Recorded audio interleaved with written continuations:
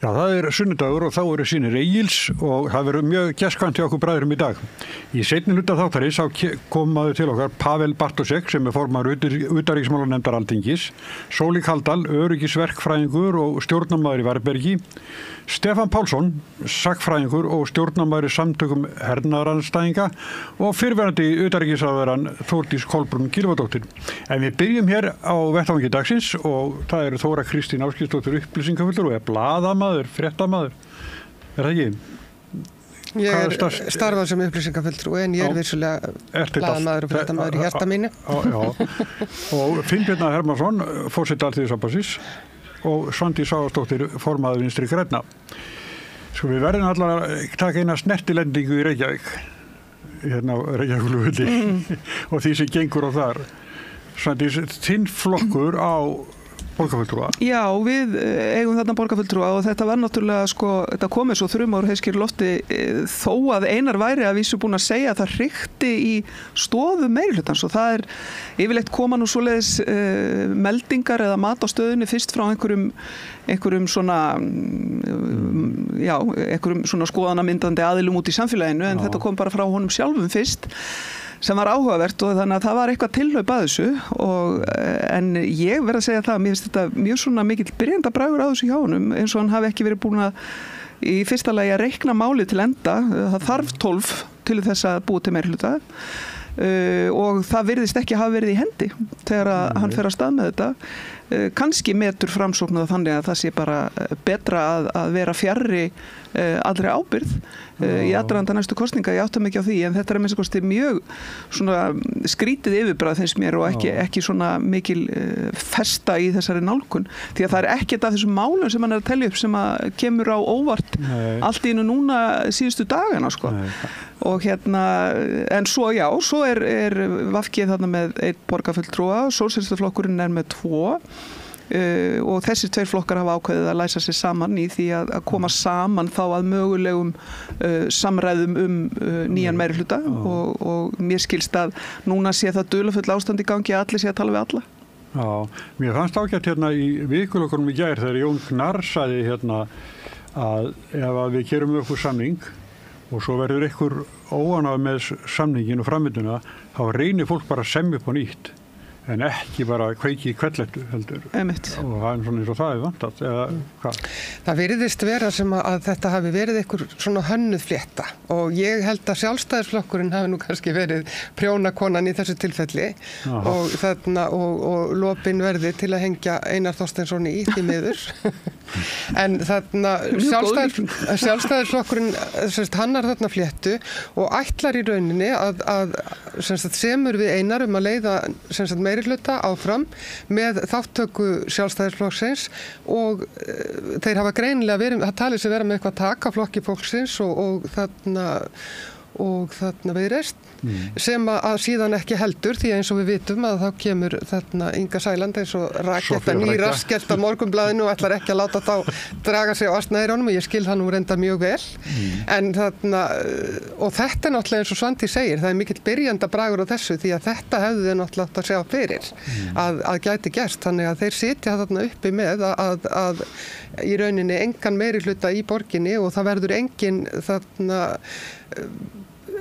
engin mettur af þessu ferðalagi, hvorki Einar Þorsteinsson né Sjálfstæðismenn, en það er eitt svartiplétur í þessu sem ég sé, sem hefur ekki komið, af því að nú er náttúrulega uppi þarna viðræður sem sagt nýjan meirihluta í borginni og þar eru þarna, þá er fólk að tala vinstrimenn og ég sé einmitt tækifæri í því, ég held að það geti verið bara gott fyrir borginna að fá eitthvað svona nýjan hatt á þetta samstarf því að það er svona talsverður kurr í kringum það, en það er hins vegar eitt sem hefur ekki verið nefnt, það er það að Einar Þorsteinsson hafði ekkert samráð við sitt bakland, við aðra borgarfulltrúa í Framsóknarflokknum og þau sagðu uppalega að þetta hefði ekki verið nefnt. Þannig að hvað er Magnea ekki á?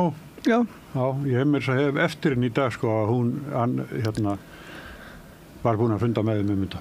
En þau breyttu þá framburði sínum vegna sem þau voru búin að segja að ég held að Sigur Ingi hefði verið höfundurinn að þessu, hann vissi alltaf hvað. Þetta greinilega endurspeglar einhvers konar klofning innan Framsóknar og það voru greinilega allavega ekki samráð við alla. Ég sá ekki betur en að það væri haft eftir Árelíu Eydísi að það hefði ekki verið neitt samráð til dæmis haft við hana. Og ég velti fyrir mér, eru kannski einhverjir innan Framsóknarmeirihlutan sem að vilja halda þessu samstarfi áfram líka? Þó að Einar Þorsteinsson vilji það ekki. Ég meina, mér finnst, það heldur ekki fullreynt. Nei. Og þannig að Einar Þorsteinsson gæti þá bara farið heim til sín í Sjálfstæðisflokkinn og þetta samstarf héldi áfram og þá meðið án atbeina annara vinstriflokka. Ég meina það einhver atburðarás sem gæti líka farið á stað vegna þess að það greinilega mikill titringur inn í Framsóknarflokknum og það eru til dæmis ákveðin öfl í Framsókn sem að tengjast gömlu borgarframsókn. Það Lilja Alfreðsdóttir hefur nú bara beinlinni skorað formanninn á Hólm sem hefur komið fram sem einn höfunda þessara Bjarmalandsferðar. Þannig að ég held að þetta endurspegli líka einhvers konar klofning innan Framsóknarflokksins. Finnbjörn, hvernig kemur þetta fyrir svonir? Finnbjörn heiti ég. Nei, Finnbjörn. Sko, ég þeirra, ég bara fara nokkra hringi í þessu. En niðurstaða mín eiginlega svo að þetta svona viðvaningsbragur á þessu og ég held að það sé ekki mjög djúp fletta. Því að hún svo klúðursleg að fólk það reyndara heldur en svo að hún myndi ganga upp ef þetta væri tilbúið. Ég held að þetta snúist að stóru hluta bara þessa niðurstöðu sem kom í skoðanakönnunum. Framsóknarflokkurinn náttúrulega að hverfa þar og þetta svona ákveðin krampa viðbrögð við því. Ég held að þetta sé ekkert rosalega djúpt sem að gerast. Smári? Ég eins og Þóra, ég skildi á fréttum að Einar hefði tekist ákvörðun einn, hann tók það mjög skýrt fram, þetta bara mín ákvörðun, sagði hann og eitthvað svoleiðis. Og sagði alltaf ég? Alltaf ég. Það var ábyrgandi fyrst, sko. Já, en það en svo áhugavert að það náttúrulega Framsóknarflokkur sem hleypur út úr þessu meirihlutasamstarfi og það var náttúrulega getur svörin við þessu verið inn í Framsóknarflokknum. Það Lilja í svona aðför gegn formanninum og það langt í næstu þingkosningar nema ríkisstjórnin springi og það getur verið að Lilja sjáu fyrir sér að leiða flokkin í borgarstjórnarkosningum í Reykjavík, eitthvað svoleiðis að Einar hafi sýnt það að ég menna að hann náttúrulega vinnur kosningasigur svona á öldunni sem að var þarna í kosningasigri í Framsóknar 21, það verður bara ekki ára á milli og sumi vilja eigna það bara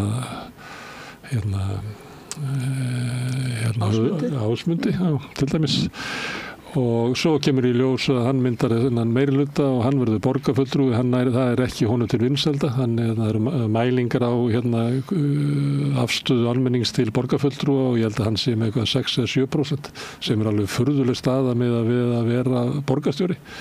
Lítil uppskera þar, Dagur var svona í kringum 20 og var líklega óvinsalasti borgarstjóri langar hríð.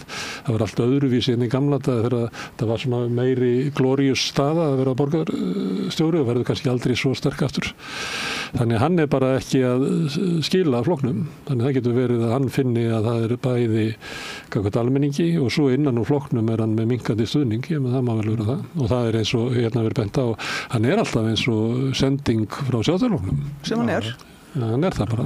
Magna Gná sagði við mig í morgun, hann gerði það samráð við okkur, við veittum honum okkar umboð til að slíta og fara í aðra viðræður.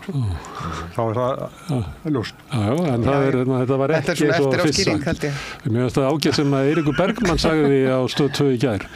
þá var eitthvað spurt þessi var að segja þetta og þá sagði hann já, ég maður tekur það bara með fyrirvara því að það margt sem hefur verið sagt í dag hefur reynst ekki verið rétt og það bara þannig í svona ástandi þá ekki treystandi það sem allir segja sko, það bara menn eru að reyna að spila þetta einhvern veginn og í svona ástandi kemur líka í ljós í rauninni þessi rosalegi fjölmiðla skortur sem við búum við af því að það engin að sko kortleggja ástandið eða teikna upp einhverjar fréttaskýringar, þetta bara hann segir, hún segir, næsti hann segir, hún segir næsti það ekki verið að þarna Ég var fyrstu til að tala við hina fulltrúana en ég vil segja sko fréttaskýringar með einhvers konar þarna það sem maður reyndir að draga hlutina saman og sjá eitthvað samhengi Þannig að hægt sé að ræða það líka. Það sem getur komið út úr þessu, Þóra Kristín vill Framsóknarflokkurinn klofni. Nei, ég vil ekki að Framsóknarflokkurinn klofni, ég elska Framsókn. Það sér alveg sér sjálfur. Meirihlutinn gæti haldið áfram án Einars. Það nóg, það 12 manns. Ég held að væri bara smart fyrir þig.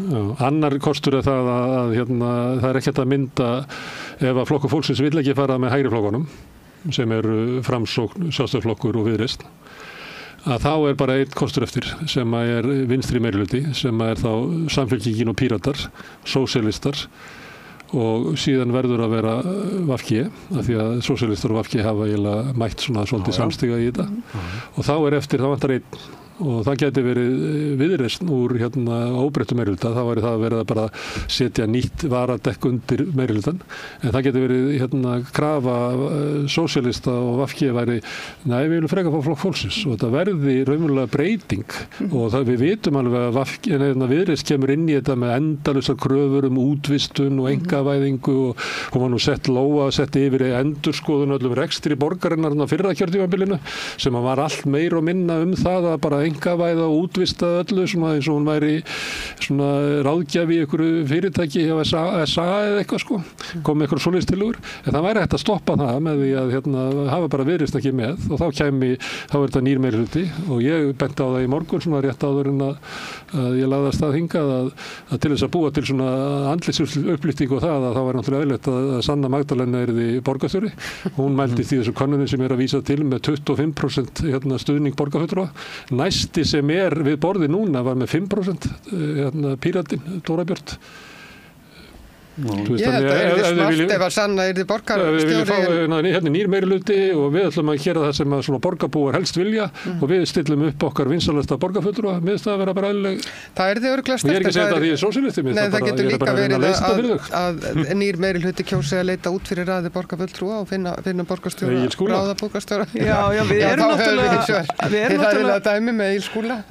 erum náttúrulega mjög sérkennilegum tíma á kjörtímabilinu. Við erum á þeim tíma sem alla jafna flokkar byrja frekar að prófílera sig sem frá hinum, frekar en að hinum, og þannig að það að búa til nýtt samstarf á þeim tímapunkti bara viðbótar álag í raun og veru að gera, og mér finnst alveg þrælspennandi að það sé í spilunum að byggja upp meirihluta sem er með félagslega sjónarmið bara í öndvegi, og við erum með 12 slíka, skiljiði, í ráðhúsinu. Og það mótvægi fyrir næstu kosningar, því að þar munu Sjálfstæðisflokkurinn og Miðflokkurinn í ykkur uppsveiflu, þannig hann kannski inn fulltrúum, þannig að verður árás í næstu kosningum að búa hér til hægri meirihluta, og mér finnst að þeir sem eru ekki þeim inn í lífinu eigi bara að binda samtökum að stoppa það, því það var bara stórkostlegur skaði fyrir Reykjavík ef Sjálfstæðisflokkurinn og Miðflokkurinn og félagar með skattaðan Framsóknarflokk með sér kæmist til valda Það væri bara... En þetta mun örugglega rekja sig núna bara á næstu klukkutímum af því að það er ekkit margir svona kostur í stöðunni og manni finnst þetta vera að teikna svona upp og ég held að það hafi verið mjög skynsamlegt af sósíalistum og VG að læsa sig saman. Vegna þess að þá er það orðin bara skýr eining við borðið. Sem er þá þrír sem er svolítið mikið. Þá eru þau náttúrulega líka farin að ráða því hvernig meirihluti ræður, eða hvernig hann teiknast upp og en mér finnst þetta enn og aftur, þetta vera svolítið svona flótti frá því að taka ábyrgð á því sem er í gangi núna, þessi húsnæðisskortur, það er græni byltingin upp í Breiðholti, græni Gímaldi og fleira að ég horfði til þess að þetta væri svona tilraun til þess að aðeins að teikna sér frá þessu til þess að fara að gera upptakt að komandi kjarasamningi, ég er bara í komandi þingkostning, borgarstjórnarkostning og ég held að ennþá að það hafi verið svona takturinn hjá þeim. Þetta hefur bara einfallega farið úr böndunum vegna þess að ef þú ætlar að slíta svona þá ertu nokkurn veginn búin að tryggja þér meirihluta að... Þetta er svo kjánalegt að sitta heima og segja svo ætla ég að vera borgarstjóri áfram. Og svo kemur þessi og styðið mig og þessi ætlar að styðið mig og allir ætlar að styðið mig. Þetta er bara viðvanningsbragur Þannig að mér finnst þetta ekki vera mjög djúpt. Nei, greinilega hefur ekki verið það. En það er náttúrulega fáránlegt miðað við viðvenningsbraginn á þessu og alvarleika málsins sem blasir við núna eins og til dæmis samningar við kennara og allt í að gera þetta á þessum tímapunkti. Já. Þetta er náttúrulega bæði viðvenningsbragur og ábyrgðarlaust. Þetta er algjörlega ábyrgðarlaust en maður horfir á það að hann hafi hugsanlega gert þetta þótt að borgarfulltrúarnir haldi öðru fram núna án samráðs við þá. Að það finnst mér að þeir eigi að taka afstöðu til þess hvort að þeir fylgi. Mér finnst það mjög aumingjalegt. Ef að þeir segja núna að þetta hafi verið í umboði þeirra vegna þess að það blasti við að þeir voru jafn óviðbúnir þessu og allir aðrir. Já, en hérna ef að verður ekki bræla á morgun að þá verður stefnuræða forsætisráðherra. Hún fauk út í viður og vind í síðustu viku. Já. En að óbreyttu þá verður... Já, þetta er náttúrulega það er svo margt sem er fordæmalaust en þetta er svona meðal þess sem að var óvinnulegt að það er að segja að stefnuræðan væri að henni væri frestað út af veðri og ekki bara einn dag, heldur marga daga sem að ég skil nú ekki alveg. Smári spurði hvort þetta var útifundur. Nei, ég skildi ekki okkur var ekki að það þetta á 5. daginn en allt í lagi, þetta var eitthvað niðurstaða. En það sem er kannski umhugsunarefni er að þarna kemur ríkisstjórn sem það er stemning fyrir þessari ríkisstjórn þegar hún kemur. Það er búið að vera svona súr og leiðilega stemning í pólitíkinni og svo kemur þessi og það er áslega gaman hjá þeim og það er alltaf verið að syngja og grínast og eitthvað svona og allir hugsa bara já núna er þetta Og svolítið að skammast út í mokkanni á milli. Skammast og Þorgerður Katrín búin að tala við þurfum samhenta ríkisstjórn og sem lætur verkin tala, búið að vera svona þessi tónn. Svo kemur ríkisstjórnin og gerist það á ótrúlega stuttum tíma að þessi stemning snýstu við. Að núna sitja þau uppi með það ítrekkað að verjast vegna þess og yfirleitt eru það nú uppákomur í kringum flokk fólksins sem eru að valda því og ég hafði nú sérstaklega gaman að því þegar Sigmar Guðmundsson sagði daginn svona okkur öllum til fróðleiks að það væru 3 flokkar í ríkisstjórninni þegar einhver fór að segja byrju eitthvað sundrungar, eitthvað leiðindastemning og þá allt innu var það orðið svar að það væru reyndar 3 flokkar og þess vegna væri það eðlilegt að væri ekki sami tónn í öllum en það verður áhugavert að sjá núna þegar þingi fyrir að staða því að þá í raun og veru byrjar þessi alvöru núningur og þing þar sem að er hvorki vinstri né grænt inni í þingsalum og við erum að sjá ríkisstjórn sem að í raun og veru sammæltist það í sínu stjórnarsáttmála sem að sýnir bara klókindi Þorgerðar að hún í raun og veru hefur niðurstöðuna eftir höfði viðreisnar hvað var það ríkisfjármálin sem að er kannski stærsta pólitíkin í þessu öllu saman sem að er það að segja bara heyrðu við ætlum ekki að auka útgjöld ríkisins nema að spara fyrir því eða það er að segja köld hægri niðurskurða stefna sem að ég held að þingflokkur Sjálfstæðisflokksins hugsi nú bara nei hættu nú alveg ekki gengur við svona langt og það er ekki nóg með það að þessi opnu samráðsgátt þar sem að allir viðskiptaráð og vinir þeirra geta sendt inn hugmyndur það hvernig að móla niður velferðarkerfið heldur það þannig svo að þegar tillögurnar eru búnar að fara eina umferð í gegnum gervigreindina að þá er það bara steypustöðin. Það er bara einkaaðilar út í bæ sem eiga að forgangsraða þessum hugmyndum. Engir kjörnir fulltrúar koma að því og þetta er meira hægri, þetta er öfga hægri nálgun í raun og veru í þessari ríkisstjórn, þessi vinnubrögð og það að vera með annars vegar þá samfylkingu sem er virkjana glaðari heldur en við höfum séð nokkuð flokk og í aðdraganda þessara kosninga þá toppaði samfylkingin bara Sjálfstæðisflokkin, Miðflokkin, alla þessar flokka þau bara sögðu já, nú er bara komið þetta fína orkuöflunarplan sem er stærra heldur en okkur öll hefði dreymt heldur til viðbótar það að stjórnarsáttmálinn leiðir okkur líka í þessi spor í ríkisfjármálunum og þar með erum við farin að tala mjög hægrisinnaða nálgun og nálgun sem að gerir ekki ráð fyrir neinni náttúruvernd eða neinni sín slíkri og þannig að ég veit að VG ætlar ekki að vera á þingpöllunum alla daga en það sem að væri kannski ákveðin leið en við munum beita okkur í gegnum samráðsgátt og umsagnarferla við þingmál Þannig að okkar rödd muni heyrast vegna þess að það gríðarlega mikil reynsla og sterk pólitísk sýn og ég held að það sé bara líka betra fyrir löggjöfina að við séum með öll þessi sjónarmið við borðið. Það ekki gott fyrir íslenska löggjöf að það vanti bara eitt kant hvort sem að það grænt eða vinstri í löggjafavinnuna vegna þess að það eru 3 umræður og við viljum að sjónarmiðin nái þarna að borðinu og undir þessum kringustæðum að þá þarf að hugsa út fyrir bóksið eins og gjarnan sagt til þess að tryggja að þessar raddir nái inn í þinghúsið. Já, það virkjanamálaráðherrann, hann allar búið að bara sér lögum Hvammsvirkjun til að Já, en það bólar ekkert á þessu frumvarpi sem hann lofaði þarna raforkusölu til heimila og smærri fyrirtækja. Hvernig ætlaðu að leysa það mál? Mér hefði nú fundist að þau átt að byrja þar. Já, en honum fannst líka mest á sérlögum Hvammsvirkjun og það vildi nú þannig til að ég var að fylgjast með fundi sem var á vegum háskólans og forsætisráðuneytisins sjálfbærni mál og náttúruvernd. Frábær fundur, mjög flottur með flottri framsögu og pallborði og þar átti ráðherrann að vera með svona einhvers konar innkomu í lokin.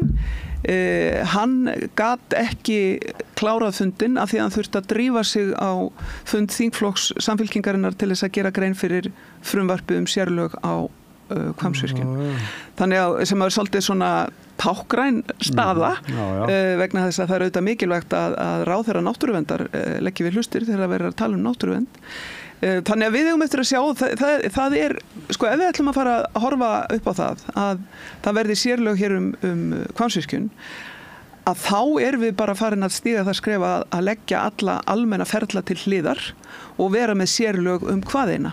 Og það eitthvað sem að við höfum öll andmælt í gegnum tíðina að væri farsæl leið að við þyrftum að vera með almenna nálgun.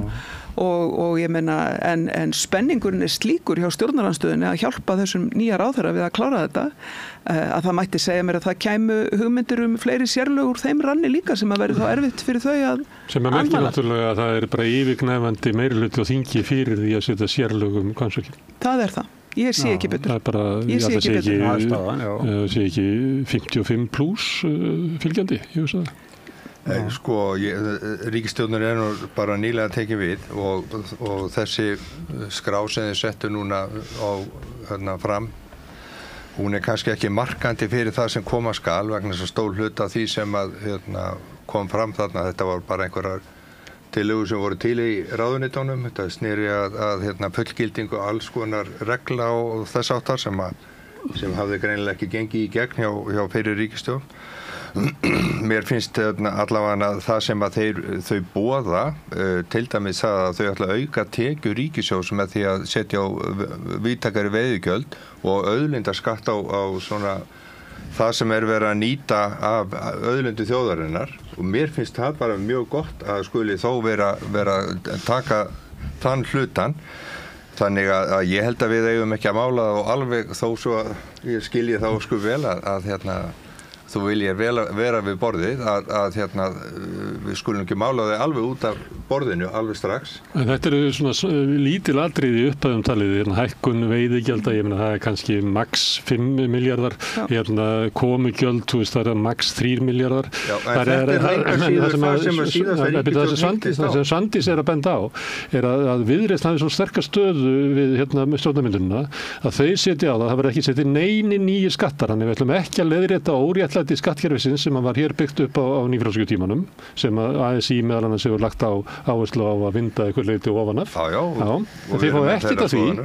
Það á ekki að vera nein útgjöld nema að finna tekjur fyrir því, en það á ekki að finna neina tekjur, þannig að verður að finna niðurskurð á móti. Og þetta bara, ég held að þetta sé meinið í ríkisstjórninni, Samfylkingin og Flokkur fólksins mun ekki geta þola þetta í marga mánuði. Og það líka þannig að mun ríkisstjórnin bara springa á þessu troppi sem að hægri flokkurinn hefur. En sko ekki að sjá þegar við sjáum heildarmyndina. Jú, við skulum gera það og ég held að það skipti mjög miklu máli að ríkisstjórnin fái tíma til að fóta sig og slípa þetta samstarf og allt það. Ég held að það sé gott.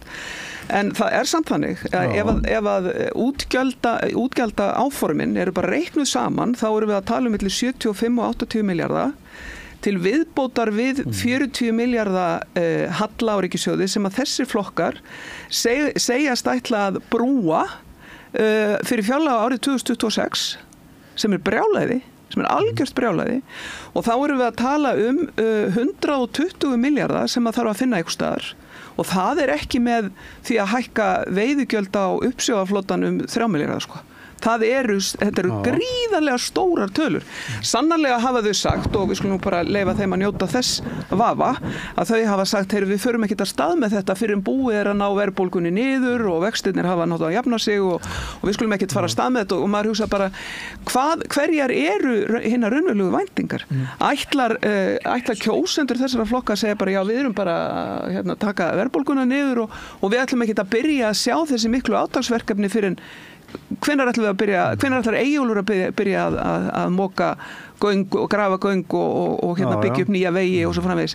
Ætlum við að byrja á því 27 eða 28 eða hvenær á að byrja á því? Og þetta hægri stefna sem að segir við ætlum að ná tökum á ríkisfjármálunum svo kannski getum við gert eitthvað fyrir þá sem eru að þjást hérna úti. Þetta rein hægri stefna. Og kannski getum við þá byggt upp innviði sem við þurfum nauðsynlega að halda til þess að byggja hér upp betra samfélag til lengri tíma. Þetta hægri stefna og þetta stefna ríkisstjórnarinnar. Stefna vinstririnnar að við skulum byggja upp hérna innviði til þess að búa hér til betra samfélag. En munið ekki eitthvað skýrast bara þegar þingið byrja að starfa? Okkur búið að segja okkur þetta. Þau segja alla það á ekki hækka neina skatta. Ég held að það ekki verið að tala þetta myndi gerast svona rætt. Ég held að stjórnarsáttmálinn, hann miklu meiri gætlegin á það hvað þau ætla að gera. Og ég get ekki sagt að hann sé hrein hægri stefna. Sá sáttmáli. Mér finnst að við sem þó að hluta til að vekja upp aftur þó eitthvað svona félagsleg kerfi sem að hafa verið að drabbast niður og við höfum þurft verkalýðshreyfingin sýnt og heila alltaf að koma við hverju einustu kjarasamninga og kaupa það upp á nýtt sem við keyptum í síðustu kjarasamningum af því það hefur ekki haldið verðgildi sínu og svona hlutir þau ætla þó að laga þetta. Hvernig það fjármagna? Já, að hluta til eiga þetta að fara í gegnum fjármögnuna í heild sinni og sumt af því sem að hefur verið að tala varðandi til dæmis göng og annað þess að það hefur verið að velta fyrir sér öðruvísi fjármögnun heldur að sé allt fjármagna beint strax úr ríkiskassanum. Við erum að borga þetta bara eftir því við erum notkun. Já, hluta til gæti að vera það, hluta til gæti að vera enga fjármögnun kannski úr lífeyrissjóðakerfinu og annað þess að við skulum aðeins býða. Það bara önnur útgáfa skattlagningu. Skatturinn rennur þá til einkaaðila? Við borgum þetta alltaf á endanum. Það skiptir ekki máli hvernig þetta er lagt á stað með þetta. Við borgum þetta alltaf á endanum. Við erum samfélagið. En ég bara tók mark á Þorgerði Katrínu sem að vitnaði næstuði bara í George Bush eldri read my lips, no more taxes. Ég meina það var niðurstaðan. Ég hef ekki heyrt þetta. Svo að kalla þetta vinstri þjóðnum Nei, já, og ég meina Viðreisn hefur alltaf staðið fyrir það og stillir sér upp sem einhvers konar valkost á miðjunni sem náttúrulega bara einhvers konar grín vegna þess að hún segir við erum með hvað segir hún, hægri hagstjórn vinstri velferð sem er bara innri mótsögn í sjálfu sér vegna þess að ef þú ert með hægri hagstjórn þá ertu að saxa niður velferðina. Það er bara þannig og þannig að þetta er bara einhvers konar svona slagorða leikur til þess að tefla sig inn á miðjuna og maður sér það að þegar við vorum aðeins að tala borgarstjórnina áðan að þetta er lína sem að maður heyrir mjög oft frá Viðreisn að segja bara við getum unnið bæði til hægri og vinstri og við erum alveg svoleiðis og getum gert bæði en hjarta slær í áttina til hægri nálgunar og það gera þau og ég meina hvort sem að er gagnvart einkavæðingu velferðarþjónustunar eða í ríkisfjármálastefnunni. Það er eitthvað bölbænir maður er ekki óskað þessu fólki þetta mein er alveg augljóst í þessu samningu sem voru gerðir þegar þessi ríkisstjórn var mynduð að Viðreisn bæði fær öll veigamestu ráðuneytin og það sem að þeim fyrst skipta máli að það verður bara ekki hækkaði skattar og ef þú vilt eitthvað aukin ef þú vilt bæta hag vessettu þá verður bara að spara fyrir því og þetta er meini sem ég sé ekki að bakland hvorki samfélginu flokks fólksins munið þola til lengri tíma, ég bara sé það ekki. Nei, ríkissjóður er vanfjármagnaður og hvernig hefur auka tekjurnar? Ég held að það hefði komið öllum á óvart í rauninni hvað Viðreisn fór ofboðslega vel út úr þessum meirihluta verið. Já, fékk bara allt og ræður öllu í rauninni. Já, það er bara eins og hefur komið hérna fram, sko, þeir gátu samið í báðar áttir og þannig að þeir höfðu náttúrulega stöðuna til þess að ná sínu fram. Það voru keypt. Já, en að hluta til þetta náttúrulega líka, sko, við þurfum aðeins að skoða við hverju þeir eru að taka. Ef við bara skoðum heilbrigðiskerfi, ef við skoðum vegakerfi og annað þess aftur, þetta er nú engin sérstakt bú sem þú varst að skila af þér, sko. Þannig að það er töluvert, ég er ekki að verja ríkisstjórnina, síður en svo, og ég mun hérna gagnrýna hana eins og allar aðra ríkisstjórnir, það er bara okkar hlutverk. En enga síður þá verðum við aðeins að gefa möguleik á því að sýna á spilin hvert þau vilja fara, þannig að þau svona allavega sýni fram á það hvað þau voru að lofa í síðustu kjarasamningum alþingiskosningum. Ég er fastur í þessum kjarasamningum í síðustu alþingiskosningum. Það verður ekki kjarasamningar fyrir þessi 3 árið eitthvað. Já, alveg saman góð að segja. Ég veit þetta að gera fram að þeim tíma. Þannig að það, sko, bæði Samfylking og Flokkur fólksins, að ég hef enga trú á öðru heldur en að þau, sko, spyrni við fótum, að ef þeir eru hrætt við Viðreisna þá hljóta þau að spyrna við fótum svona þegar það kemur til kastana, sko. Já, og það er náttúrulega, sko, ég tek algjörlega undir það er ekki, þetta snýst ekki bölbænir, þetta snýst það að segja hlutin eins og þeir eru. Það er pólitísku veruleiki sem blasir við okkur, en það sem að verður kannski mikilvægast að sjá núna alveg á næstunni fyrir utan svona einstakar uppákomur er fjármálaáætlunin, því að hún kemur í apríl í síðasta lagi og þá sjáum við nákvæmlega hvert er planið með bæði tekjuöflun og síðan útgjöld og hvar á að skera niður og ætla þau, sko, að því að þú talaður um að ríkissjóður væri vanfjármagnaður og það er alltaf talað um, sko, ríkisreksturinn eins og þetta sé, sko, heimili, eins og við getum ekki verið í halla, við eigum að vera í halla þegar að sá tími er, vegna þess að við eigum að tryggja velferðina og þjónustuna við íbúana og það er vinstri að gera það og við eigum að taka langan tíma í það að ná jafnvægi í ríkisfjármálum sem svo er kallað og orðræða hægrisins það að hér sé allt í volli af því að það er einhver mínus á ríkisútgjöldum. Það er bara ekki rétt.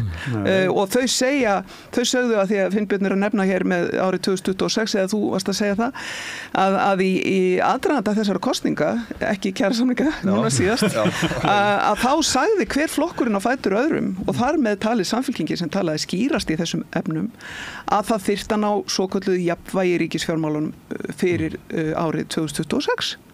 Það var bara þeirra útspil í kosningabaráttunni en það var enginn sem staldraði við að það væri alveg svakalega sterk hægri lína að spila því út. Þið vitið. Þóra Kristín, þú?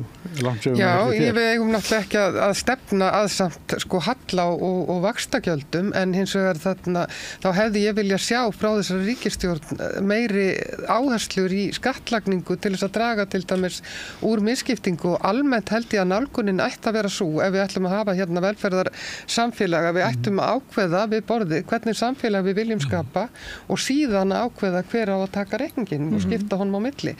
Ekki öfugt. Vegna þess að við erum alltaf að mylja innan úr þessu kerfi sem við höfum og mér finnst það bara að vera mjög slæmt. Og af því að við vorum nú að tala um borgina hérna áðan að það hefði orðið mjög slæmt til dæmis ef að það hefði komið nýr meirihluti í borginu og farið að róa í aðra átt hvað var það til dæmis borgarlínu og það er reyn og klár sóun á fjármunum borgarbúa. Ef við erum alltaf að byggja upp einhver kerfi sem að það kemur svo einhver nýr og rífur niður. Og það er alveg eins í landsmálunum. Við viljum við verðum að ákveða við borðið hvernig við verðum að vera sammála í einhverjum grundvallaratriðum hvernig samfélag við viljum og síðan að deila niður reikning. Ríkisins, að þá eru við miðað við bara næstu lönd, þá innýttum við minni skatta af fjármagni og fyrirtækjum. Og það munar, þú veist, það er alltaf að deila það, sko, því að ef þú hreyfir skattina þá hreyfir skattstofninn, en ég sé bara auðvelt að fara með þetta upp í svona 80 til 100 milljarða sem er bara áður en að við setjast á borðinu, að þá ákveðum höfum við umfram þjóðurnar sem að við hins vegar berum okkur saman við og viljum hafa sambarlegt velferðarkerfi og þeir, þá við búin að láta fjármagn og fyrirtækjaeigendur fá 100 milljarða. Og svo eigum við að bara reyna að tjasla saman einhverju velferðarkerfi út úr því sem eftir og við erum að hissa á því að gangi ekki upp. Þetta er meinið í íslensku samfélagi. Þetta er ástæðan fyrir því að þegar fólk, ungt fólk fer og flytur til Norðurlandan og fleira, að það áðægilega ekki orð yfir það þessi komið í samfélag sem er barnvænt, það sem að upplifir að séð mann og svoleiðis, en við höfum ekki það kerfi. Ástæðan er svo að við erum með velferðarkerfi hinna ríku. Og þetta náttúrulega sjálfstæðisflokkurinn búin að vera meira og minna við völd frá allan lýðveldistímann. Hugsunin er svo að velferðin læti afgangi ef við höfum efna á því. Ef við ætlum að komast út úr þessu, þá verðum við að breyta þessu. Já, við getum fundið peninga mjög víða. Eitt af skammarirðum sem búið að koma á, það heitir eftirlitsiðnaður. Bara það að setja pening í samkeppnisstofnun. Það sparar þjóðfélaginu alveg stórfé. Skattaeftirlit. Sem að ræðu við stórfyrirtæki. Já, sjáu hvað Danir að gera núna eftir COVID, að þeir settu eins og við gerðum, settu mikinn pening í fyrirtæki til þess að halda það gangandi.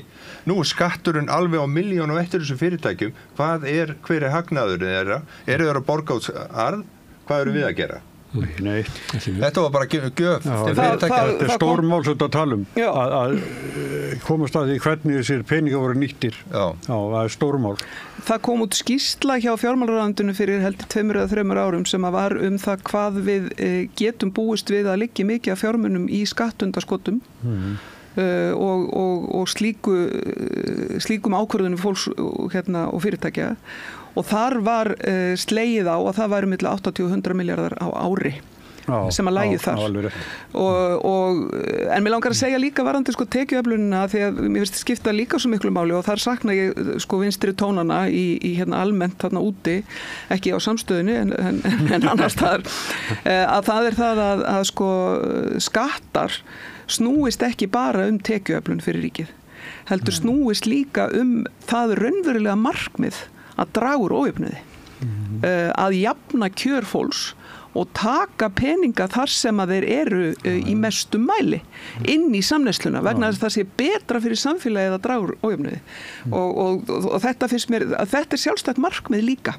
En mér er svolítið athyglisvert þú nefnir af því að það var kosningapróf upp á RÚV, þar sem að þetta var meðal annars einn spurningin hvort að þetta nota skattkerfið til að draga úr ójöfnuði, og það komi svo óvart hversu margir til dæmis bara úr Samfylkingunni svöruðu því bara neitan eða sem léttvægu. Og ég meina þetta hefur mann fundist vera grunnurinn að norrænni jafnaðarstefnu, að það er þarna að nota skattkerfið til að jafna lífskjörin, og það er eins og fólk hafi fæst fjær því. Og eitt í viðbótina varandi halla á ríkissjóði. Halli á ríkissjóði, því að þú aflar ekki tekna fyrir reksturinn, að það er náttúrulega glórulaust og það veldur verðbólgu og við erum að koma út úr slíkum kafla. Það að vera með halla á ríkissjóði vegna fjárfestinga til þess að búa til betra samfélag sem mun auka tekjurnar og auka virkni í samfélaginu, öryggi barnafjölskylda, þannig að fólk geti verið einstæði foreldrar og tekið þátt og að við séum ekki alveg fátæk börn og svona. Það er fjárfesting til lengri tíma og það er ekkert að því að ríkissjóður sé rekið með halla út af fjárfestingu. Þannig voru öll samfélagin í kringum okkur byggð upp. Þannig var Japan byggt upp og Kórea og Bandaríkin og íslenska samfélagið, en allt í einu núna á nýfrjálsíkjárunum þá er búið að setja upp einhverjar reglur, þannig að ríkissjóður má ekki vera með halla, og þessi ríkisstjórn færði það til, ætlaði að taka upp þá reglu ári fyrr en fyrir ríkisstjórn, sem er bara einhver svona handjótt sem að nýfrjálsíkjartíminn hefur sett á afl ríkisins til þess að byggja upp gott samfélag, og við verðum að losna við þetta. Við verðum líka aðeins að skoða hvenar við erum aðeins og hvenar ekki. Það er málið. Til dæmis núna að við erum í töluvert mikilli verðbólgu, ríki er að borga milljarða í vexti á ári, og það er illa farið með það fyrir. Og ekki fyrir fjárfestingar, heldur fyrir bara þeir innheimtu ekki, þetta er verið að borga halla vegna skattalækkana.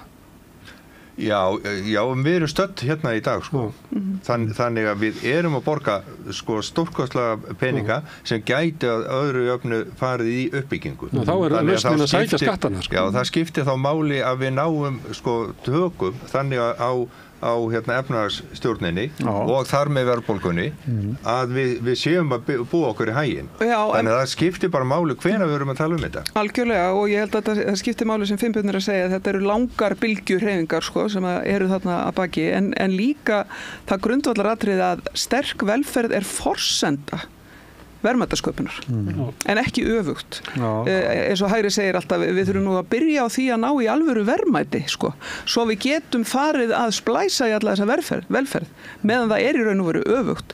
Ef við erum ekki með menntun, heilbrigðiskerfi, félagsþjónustu og svo framvegis, þá erum við ekki með neina verðmætasköpun. Og þá er enginn að fara að gera neitt eða láta sér detta eitthvað í huga ef hann eða hún hefur ekki verið í skóla, sko. Það er ekki þannig. Sem tengir svolítið kennaraverkfallinu, það sem er rekin rosalur áróður það að það sé ákveði fólk hérna í samfélaginu sem búið til verðmæti, það er þeir sem að vinna við einkageranum og svo séu opinberu starfsmenn sem sóa verðmætum. Ég fór á Sinfóníuna, spilaði dásamlega Mahler og ég sagði það er til fólk hérna sem heldur að þetta fólk myndi spila betur ef þetta væri einkarekið. Ég veit að þetta er bara eða bara fækka aðeins fiðlunum kannski. Alltaf marga fiðlunum. Það er rosalegur áróður núna í kennaraverkfallinu eiginlega gegn bara opinberum rekstri að allt fólk sem vinnur á opinbera sé eiginlega sóa verðmætum. Þannig að við erum stjórnmálin er orðið mjög skrýtnum stað. Ég held að það fyrirbæri í íslensku samfélagi sem er með bestu framleiðina sé Landspítalinn. Öruglega. Koma fólk aftur út í samfélagið og... Já, á sumu leyti finnst mér þessi orðræða og þessi umræða minna mann á 2007. Sko, eins og til dæmis þegar að sko í aðdraganda kosningana þegar að kom hver svona aðilinn á fætur öðru og sagði, heyrðu við ætlum að hafa pallborð og það er að vera fulltrúar allra flokka og maður var eitthvað, já, ok, og hver eru þið? Já, við erum viðskiptaráð. Já, eða við erum samtök fyrirtækja í fjármála einhverju, eða við erum SI, eða við erum SA, eða við erum eitthvað, og við vorum bara sko hlaupandi á milli staða til þess að vera öll í einhverju pallborði. Það sem að spurningin var, hvar er helst hægt að skera niður í opinberri þjónustu? Hvernig er helst hægt að sameina opinbera stofnanir? Hvernig er helst hægt að lækka skatta? Og svo framvegis. Þannig að og líka eiginlega bara, hvað ætlum við að gera fyrir okkur? Já, algjörlega. Svo ákváðu þau algjörlega bara umræðuna og völlin sem að við áttum síðan að hreyfa okkur á. Og þetta var, og svo voru okkur gefin stig. Þeir sem voru ofsalega góðir, þeir voru bara eiginlega alveg sammála viðskiptaráði. Þeir sem voru rosalega lélegir, þeir voru ósammála viðskiptaráði og fengu svona grínkall á sig sem var mynd af Karli Marx. Já, og VFG lág þar. Við vorum mjög lág þar og vorum alveg eins og Karl Marx í framann af því að við fengum engin stig hjá viðskiptaráði. En þetta er svo alvarlegt vegna þess að þessi orðræða fer svo inn í atvinnupólitíkina ef svo má orðið komast og þessir punktar eru þeir sem eru, ég meina, nú er þetta bara komið inn í umræðinu kennaraverkfall og kjör kennara. Ég lenti einu sem ég á samtökum iðnaðarins á svona fundi og það gekk algjörlega fram að mér og ég fór að rífast við kallinn að segja, hver eru þið að kalla bara fulltrúa almenningsvaldsins hvað þeir ætla að gera fyrir ykkur, eru þið ekki ríkasta fólki á Íslandi og hvað ætla þið að tróða ykkur fram fyrir þá og við þurfum að hugsa sko öryrkja og einstæða foreldra og leigjendur og svona, svo eru þið að tróða hvað ætla að gera fyrir okkur, hvaða rugl er þetta? Og svo, krafan er alltaf þannig, í húsnæðismáli var eitt sem var sett, að húsnæðis- og mannvirkjastofnun á að fylgjast með byggingum til þess að hjálpa verktökunum þannig að þeir geti framleitt réttu vörunar, geta ekki bara gert þetta sjálfur. Ef þú ert að verktaki og ert með 30% af sko, öllum byggðum húsnæði í Reykjavík, er ekki lágmarkað og kannir svona hvers konar húsnæði þetta að byggja. Þessi endalisa krafum að sko ríkið er að þjóna þessu fólki. Einu sem var þannig að útgerðin borgaði fyrir rekstur Hafrannsóknastofnunar, það visti ekki alveg lengur. Borga ekki nógu mikið til þess að fylla það. Þessi frekja sko SA og viðskiptaráð sem að kemur núna sko ég talaði við forystu kennarasambandsins hérna á mánudaginn, þarna eftir þennan sunnudag, þar sem þau héldu að þau væri á landasamningi. Og þau upplýðu þannig að það kom bara pólitísk skilaboð inn í þetta sem sprengdi þetta. Hvaðan? Ég, eftir að... Ætlar ekki að segja frá því? Jó, ég var svolítið lengi að því að ég áttaði mig ekki á því hversu viljið það væri til þess að segja þetta. En minn skilningur í lok samtalsins var það að það voru fyrst og fremst í gegnum samband sveitarfélagana og það voru sjálfstæðis bæjarstjórarnir í kringu Reykjavík sem bara sprengdi þetta. Af því það var bara pólitískt óásættanlegt út frá þeirra hugmyndum sko uppbyggingu samfélagsins að það yrði gengið að kröfum kennara. Þá er þetta þeir sömu og voru á móti skólamáltíðum. Heldur betur.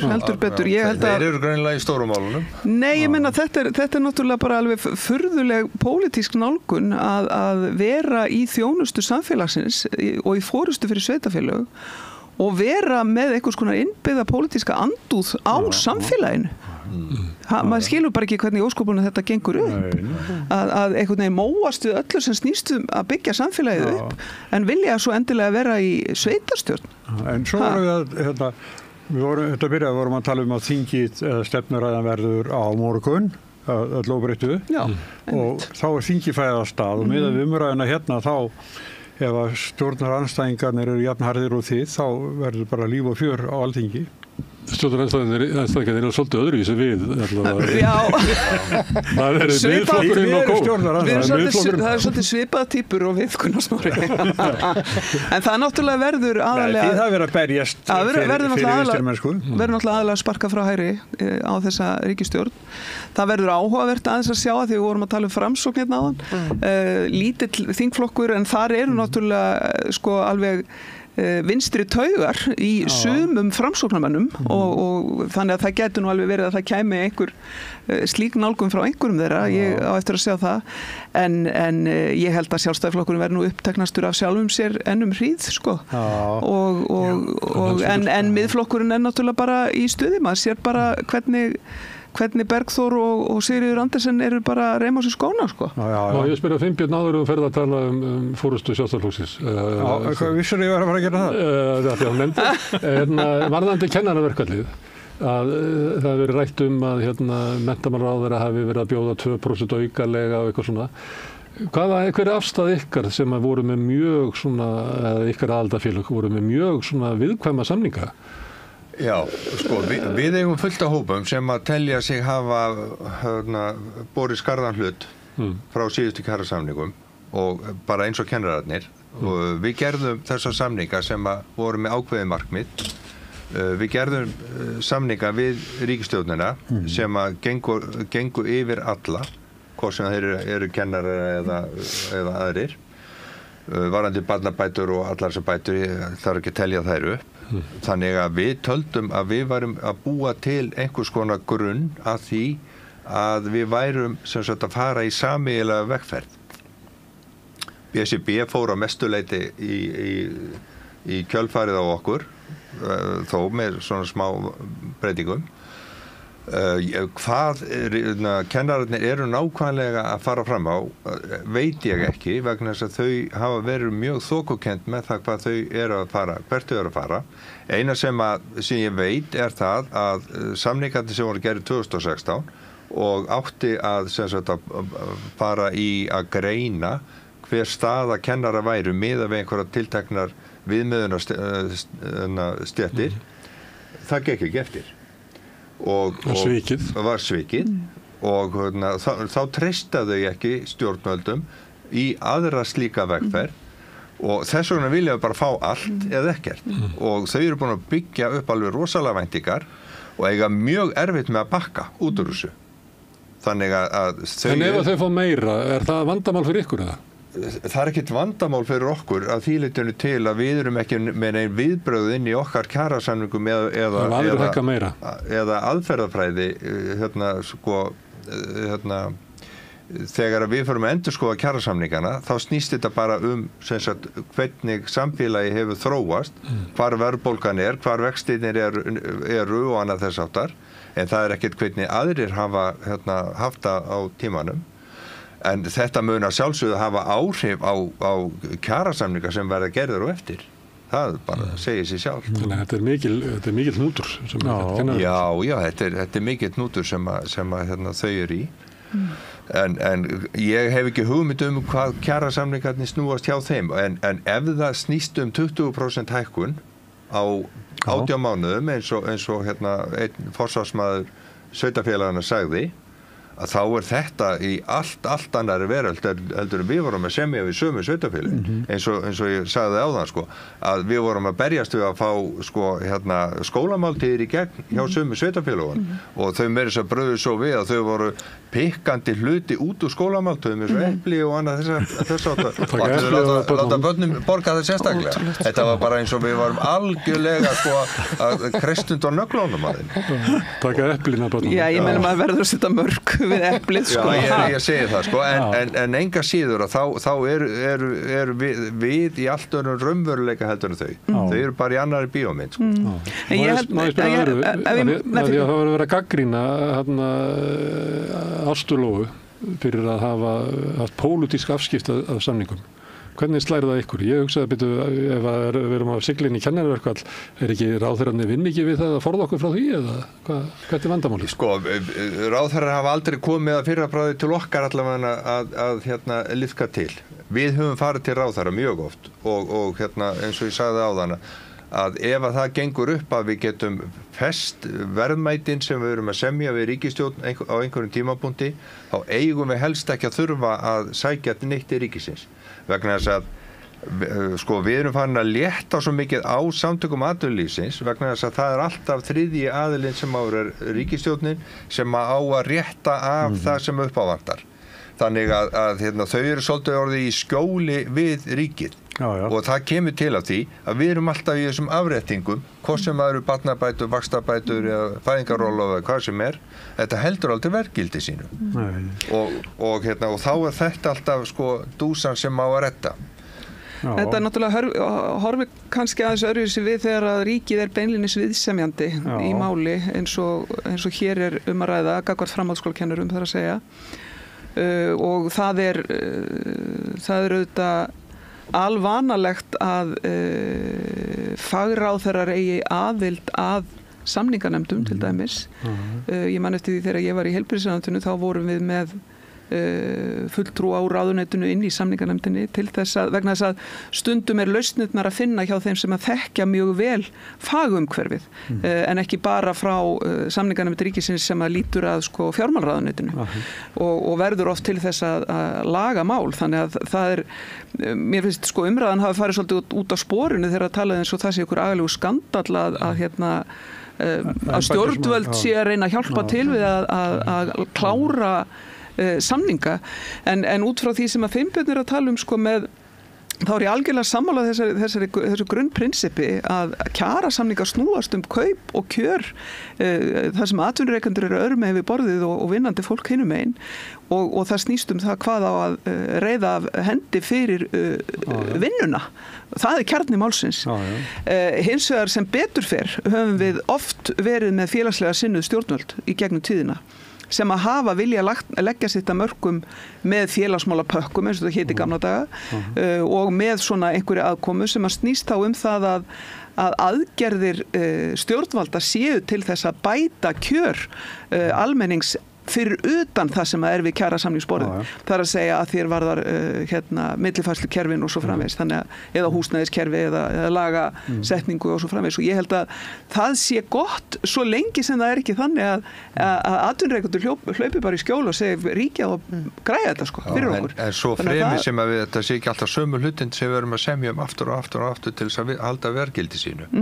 En varðandi þessi 2% að þá hefur það komið fram hjá ráðherra að hún hafi ekki verið að bjóða þetta, þannig að þetta nú, allavega lítið út fyrir að vera einhver kjátt að saga, en það hefur hún ekkert umboð til að semja fyrir sveitarfélögin. Nei, ég fært nú hennar skýringar á þessu mjög trúverðugar.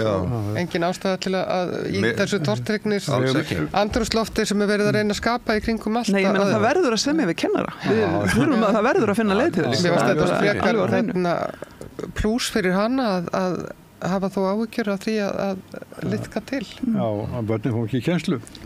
Það eitt svona dægurmál, stórmál. Það forystumál Sjálfstæðisflokksins. Ég horfði á beinu útsendingu í gær frá fundi Guðrúnar Hafsteinsdóttur og þar var margt manninn, kannski ekki jafn mikið og jafn margt og var hjá Áslaugu Örnu, en samt var það svona... Er eitthvað búin að telja það? Nei, ég veit að ég á mynda því en Þetta er sér á Trump. Já, akkurat. Það var meira svona valdafólki í Sjálfstæðisflokknum hjá Áslaugu Örnu og minna meira svona, meira af þessum þekktu andlitum. Ég hugsa að þetta verði svolítið þarna bardagi grasrótarinnar og elitunar í Sjálfstæðisflokknum. Kolkröllin gegn hinum. Svolítið. Já, en eiginkona Guðlaugs Þórðarssonar, hún var í salnum. Segir það ekki eitthvað? Jú, það segir þau hafa náttúrulega einhvern veginn, þau vissu það að þau geti ekki bæði farið fram af því að þau eru að treysta á þetta sama fylgi sem er svona þessi almenni sjálfstæðismaður og þessi svona smærri fyrirtækja eigendur en á móti kemur að öll mokka mafían var samankomin í Áslaugu Örnu og þarna stórútgerðinn og það sem svona og eldri kanónur í flokk. Þannig að hún fekk sko gríðarlegan stuðning þar. Er mikill munur á þeim? Svona karakterunum, pólitískt, ég veit það ekki alveg. Ég held að sko, ég held að þarna að Guðrún Hafsteins er náttúrulega eldri, hún er með meiri reynslu, hún kemur úr svona þessum svona smáfyrirtækja bransa sko. Og hefur samt verið varaformaður SA. Já, hún hefur verið varaformaður SA og samtaka iðnaðarins og ýmislegt. Hún er við að koma við, en hún er þarna, ég held hún svari kalli margra innan Sjálfstæðisflokksins að þetta fólk verði meira. Þú mættin í samningaviðræðum? Ég hef þá trú að Guðrún myndi svona breikka hópinn sem að myndi horfa til Sjálfstæðisflokksins að sko hún náttúrulega þekkir atvinnulífið af eigin reynslu, hún er búin að fara mjög víða. Verið í stjórnum lífeyrissjóða og formaður LL á tímabili manni eftir. Þannig að sko hún þekkir ekki atvinnulíf af afspurn svona frekar eins og Áslaug. Þetta hefur brunnið á henni. Já, hún sagði í gær sko, það var að byggja fyrirtækið og svo deyr pappinar var að vera bráðkvættur, það var hún 23 ára og það var hennar að fara inn í Kjörís og tilkynna starfsfólkinu andlátið og hún var sem sagt framkvæmdastjóri frá og með þeim degi svo náttúrulega farið víða af, einu sem var markaðsstjóri fyrirtækisins, hefðu systkina greinilega skipt sveik á milli sín, en hún fór út úr þetta, hún væri komin út úr svona gamaldags kapitalísku fyrirtæki. Algjörlega. Sko ég held að mér fannst þetta nú svolítið svona áhugavert sko þegar Guðlaugur Þór var komin í þetta skrýtna kastljósviðtal sem að var það að hann ætlaði ekki að fara í framboð. Þetta var mjög furðulegt sko. Það dó í fyrstu spurningu. Já, þetta var alveg stórskrýtið sko en vegna þess að svo byrjar hann í raun og vera að teikna upp sko sviðið fyrir Guðrúnu með sínu orðfæri. Við þurfum að komast út úr því að þau sem eru merkt af átökum undanfarinna ára séu í forystu fyrir Sjálfstæðisflokkinn. Það komið að breiðar eitthvað svona. Og eins og stundu þá sittum við sjónvarpið og segja spurði hann þá þetta og það kom ekki. En þannig að það að Ágústa er þarna kemur mér ekki óvart en það er alveg skýrt merki frá Gulla hópi að þau munu fylgja liði Guðrúnu og það verði svona megin undirtónnin að hún sé ekki eins menguð af þessum miklu átökum sem að hafa verið í kringum forystuna. Ég sá hérna sko Ólafur Adolfsson, nýr þingmaður Sjálfstæðisflokksins í norðvestri, hann var þarna með sig upp á sviðinu. Þetta er nýjasta nýtt að vera svona alltaf með fólk svona bak. Þetta er svo Trump. Já, þetta er svona amerískt. Það er bara svo tróði held ég. Trump er alltaf veit svartur að við tekja því. Já, einmitt. Sem er alveg nóg. Hann er á launum líklega, þessi sami. Svo Vilhjálmur Árnason, ritari flokksins, hann var þarna. Ási Friðriks var þarna. Já, fyrirverandi, hann er allstaðar bara. Sem að Áslaug Arna reyndi að púa þegar hún var ung á landsfundi, púa niður vegna þess að hann var að ræða innflytjendamál. Já. Mikið rétt. Nei, ég meina þú veist, þetta er náttúrulega bara 2 konur í Sjálfstæðisflokknum og einhvern veginn finnur Sjálfstæðisflokkurinn út úr því hvernig þeim líður með þetta en ég held að það sé komið mjög mikið óþol inn í flokknum yfir því að það skuli hafa verið bæði svona mikil spenna og þingflokkurinn. Það verður spenna í þessu kosningum ef að kosningamaskina Gulla er með Guðrúnu, þá verður þetta kosning það. En er hann með kosningamaskinu landið? Já, hann er búin að vera að færa stofnanir. Nú er þetta bara, sko, hvað er þetta, 1000 mann sem eru á þessu? Hún kemur með landið, en hann kemur með borgina. Hún kemur með Suðurland allavega, hún kemur með, ég meina, hún fær stuðning Haraldar Benediktssonar á Akranesi, sem líka náttúrulega svona svolítið landsbyggðar. En sko, Áslaug náttúrulega stóru hluta með, sko, eignarhaldsfélagið sem á flokkinn, sko. Og Jens Garðar, er hann ekki Áslaugamegin? Jú. Já, hann er náttúrulega í norðaustur og það, sko. Já, og það er náttúrulega útgerðar og fyrirverandi formaður SAS og núverandi aðstóða framkvæmdastjóri Kaldvíkur sem er með laxeldið. Hann er kannski hættur að það er núna, ég veit að hann var það allana. Þetta er svona stríð sem mann er alveg ósátt að þetta margir verði sárir á eftir.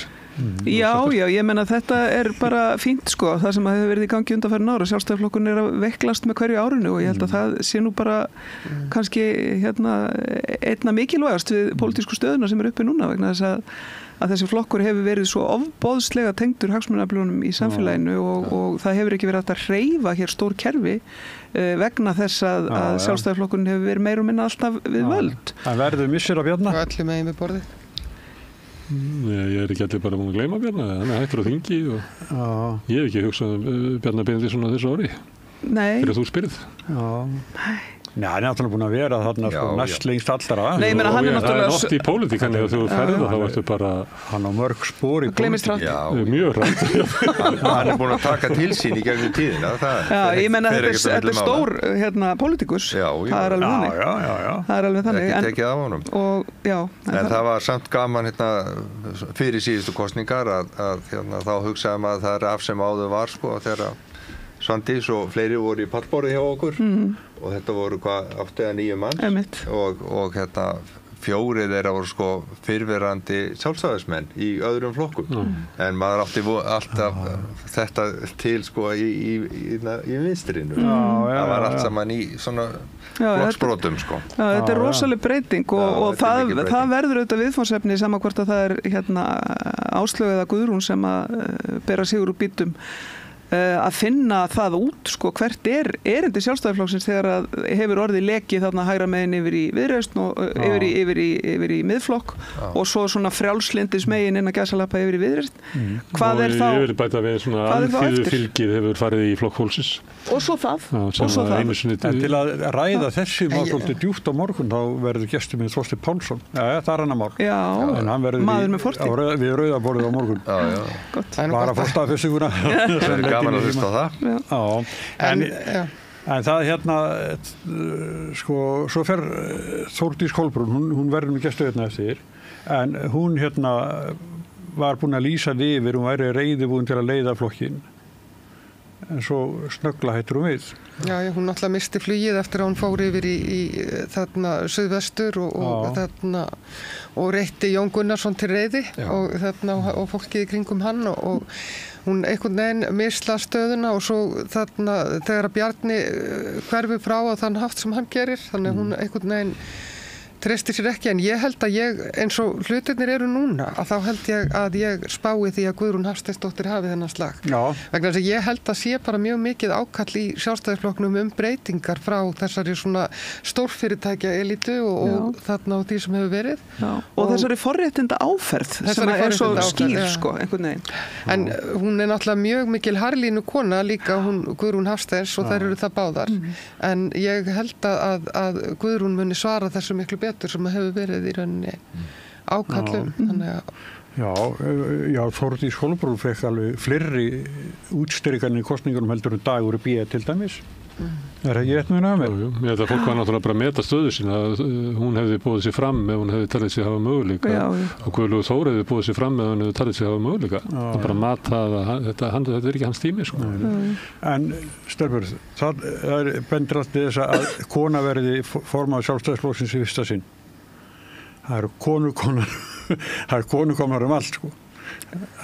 Já, bara komið gott, mennar þú? Nei, ég verið að tala við fyrir því kvennalistakonur og þetta náttúrulega byrjar þar, svona seinni tímum og svo hefur það alltaf verið að ákærast og svo segir sko að það eru hérna 3 sem mynda ríkisstjórnina, biskupinn og fossetinn og já, sem svo betur þurfti líka að taka íþróttamann ársins, sko. sem betur fyrir það orðið þannig að þetta er ekki eins mikil stórtíðind eins og það var hérna áður fyrr en ennþá er samt alveg eftir sko það sem lítur að sko fórustu í atvinnulífinu hérna fórustu fyrirtækja en í hagsmunasamtökunum þeir stilla alltaf fram konu einmitt kvótakallarnir en fyrirtækin kallarnir haldu utan peningar og það virðist vera rosalega rótfast sko þetta með svona þessa efnahagslegu mismunun milli kynjanna sko og hérna og svo auðvitað sjáum við alls konar bakslag bara í umræðinu og við sjáum það að það kemur bara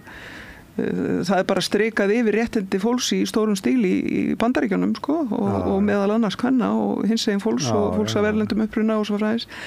Þannig að bakslag leið og fólk í þeirri stöðu talar þannig þá gefur það hinum lögmætið til þess að tala fólk niður og þar með talið konur. Og þannig að það er óbáslega mikilvægt að við hérna stöndum fast í lappirnar og hérna í þessari stöðu sem að íslensk kvennabarátta er í. Ég meina það er hátíðarár núna, 25, 50 ár. Allskis sko samkynhneigðir og fleira. Það er búin að alveg umrætt að heyra hvernig maður talar. Sko. Það skiptir náttúrulega ekki bara máli að það séu konur heldur svolítið hvaða konur og hvaða hugmyndir þær hafa. Við sáum það nú í Bandaríkjunum að það eru ansi margar konur að klappa upp Donald Trump og hann er nú ekki kannski þarna ekki þessu rýn ekki sá maður sem að verðskuldar núna þurfum við að fara að hætta þessu við ætlum að fara að tala um Trump eftir eða þú ætlum að fara að tala um Trump eftir ég ætla að tala um Trump eftir ég held að við ætlum aðlega að tala um Trump þú verður bara að vera sitja eftir Þóra ég er að fara í barnaafmæli koma 4 viðmælendur eftir er það Pavol Bartósek, Sóley Kaldal Stefán Pálsson og Þórdís Kolbrún Reykfjörð Gylfadóttir en Svandís, Finnbjörn og Þóra Kristín, þakka ykkur fyrir komuna. Takk. Og við komum aftur eftir augnablik. Ertu á leið heim úr vinnu? Stilltu á FM 89,1. Með því að ganga í leigjendasamtökin styður þú baráttu leigjenda.